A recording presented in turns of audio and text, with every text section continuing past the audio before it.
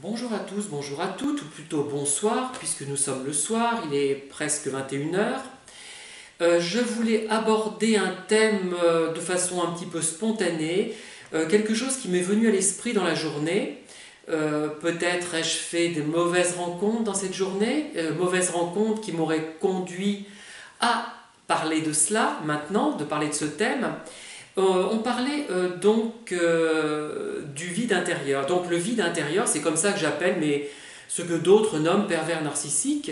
Je trouve que pervers narcissique renvoie trop à la psychanalyse et que ça donne un côté un petit peu ridicule à la chose, hein, au phénomène.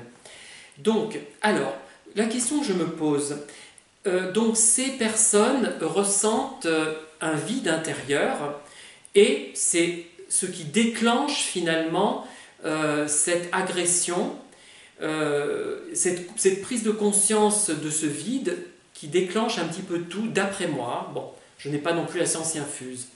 Alors, est-ce que c'est premièrement un sentiment de vide intérieur, mais un vide qui ne serait pas réel, ou est-ce que c'est un vide intérieur réel?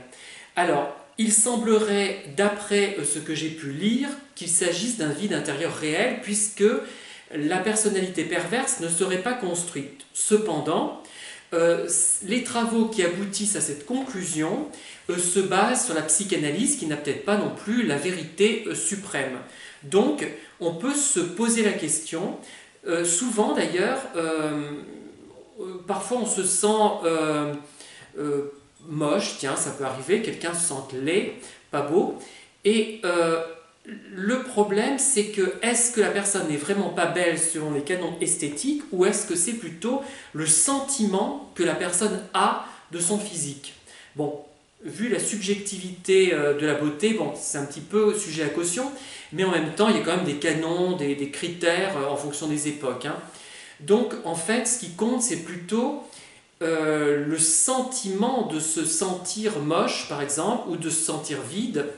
Mais dans le cas d'un manque de beauté, si la personne correspond au canon de la beauté qui concourt à une certaine époque, bon, si tant est qu'ils existent, hein, je prends cet exemple un peu pour simplifier les choses, on peut penser que s'il reprend confiance en lui, il va se trouver moins laid, peut-être, au bout d'un moment, hein.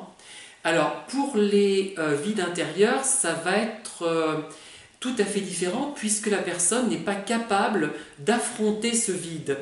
Alors que quelqu'un qui se sent moche peut être remonté, enfin la situation n'est pas symétrique, vous me direz, peut être remonté par les circonstances, par ce qu'on lui raconte, et voilà. Mais, donc, je ne sais pas. Donc, ce vide intérieur, est-il réel ou est-il perçu? Je pense qu'il est avant tout perçu, mais qu'il peut être aussi réel.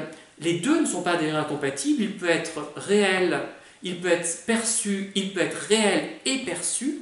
On peut se sentir vide alors qu'on n'est pas vide. On peut se sentir vide alors qu'on est réellement vide. Voilà.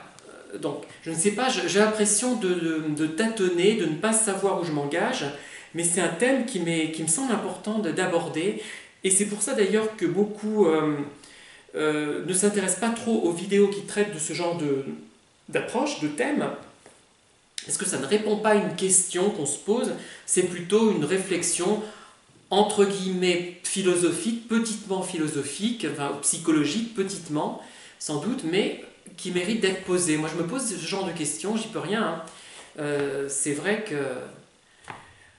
Voilà. Bon, bah, je vous laisse. À bientôt.